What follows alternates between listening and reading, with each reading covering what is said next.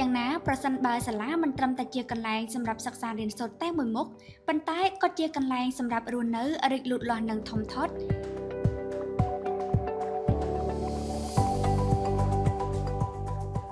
អាណាព្យាបាលដែលគាត់មានបញ្ហាដែលថាមានកូនរៀនអត់សូវប៉ាកែដូចថានិយាយអត់ស្ដាប់ក៏យកចិត្តទុកដាក់រៀនសូត្រហើយគាត់ចង់ជួយកូនវិញLiger ល្អបំផុតនៅសាលា AUPP Liger ការសិក្សារៀនសូត្រមិនមែនបញ្ឈប់ត្រឹមម៉ោងវាជូនចេញទៅផ្ទះឡើយព្រោះនៅទីនេះការសិក្សារៀនសូត្រគឺត្រឹមតែមួយផ្នែកប៉ុណ្ណោះ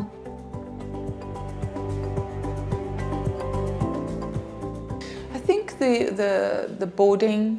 school or residential, as I said, it's an extension of our education program.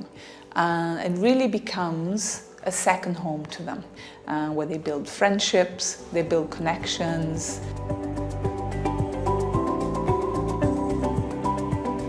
For the residential part, really, the students learn life's and social skills. They learn to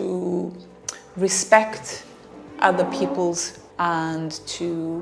have teamwork together and to collaborate together. They learn to be independent. They learn to be responsible.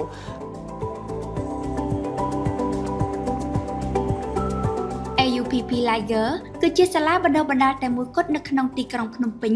ដែលមានចក្ខុវិស័យរួមបញ្ចូលឧត្តមភាពសិក្សាជាមួយនឹងជំនាញនានាសម្រាប់ជីវិតទាំងពេលថ្ងៃនិងយប់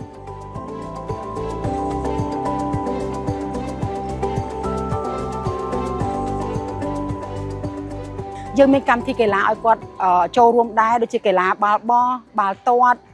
វាយសីឬក៏កីឡាគប់ថាសហោះអញ្ចឹងណាអូនសម្រាប់អភិវឌ្ឍការកម្លាំងកាយមុំរបស់គាត់អញ្ចឹងណាពាក់ព័ន្ធនឹងបន្ទាប់ពីគាត់រៀនចប់នៅពេលល្ងាចយើងបានកំណត់ពេលវេលាថាម៉ោងណាដែលគាត់អាចលេងទៅលើ social របស់គាត់បាន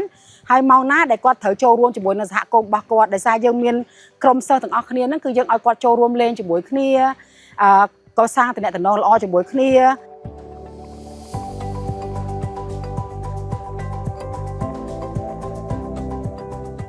វាមានសុវត្ថិភាពបរិយាកាសសិក្សាអំណោយផលជាមួយនឹងសន្តិសុខ24ម៉ោងលើ24ម៉ោងបុគ្គលិកមានជំនាញនិងមានក្រុមការងាររៀបចំកម្មវិធីនិងបង្កើតបរិយាកាសល្អៗនានាសម្រាប់សិស្ស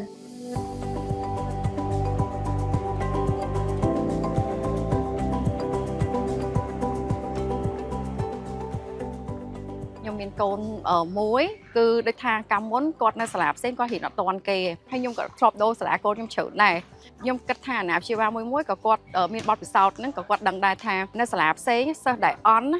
គ្រូក៏អត់យកចិត្តទុកដាក់ដែរតែពេលដែលខ្ញុំសម្រេចចិត្តថាចង់ដូរសាលាឲ្យរើសយក Liger គឺគាត់360 degree ប្លែកតែម្ដងចាគឺគាត់ចាប់ដើមរកខ្លួនឯងឃើញគាត់ជឿជាក់លើខ្លួនឯងគាត់រៀនប៉ាកែកូនខ្ញុំវិញគាត់សុំឲ្យនៅទាំងសៅរ៍អាទិត្យទៀតទៅ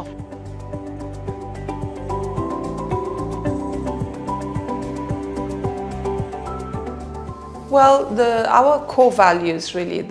our basis really, our foundation, our core values here, where some of them are integrity, ingenuity, optimism, determination. Those are not just applied during their education time. We apply these as well when they are living here in the residential setting.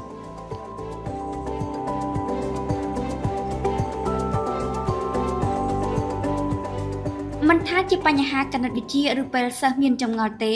ក្រុមការងារតែងតែនៅទីនោះដើម្បីណែនាំគាំទ្រនិងស្ដាប់ពីសិស្ស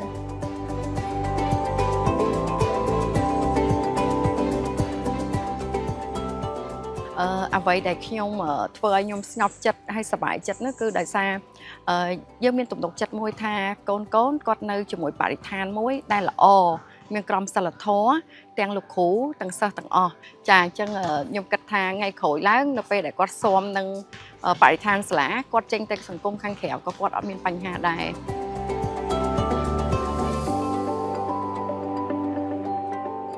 ជំរឿនសម្រាប់បន្ទប់ស្នាក់នៅក្នុងសាលារៀនមានកំណត់ចុះឈ្មោះចូលរៀនឥឡូវនេះសម្រាប់ថ្នាក់ទី7និង8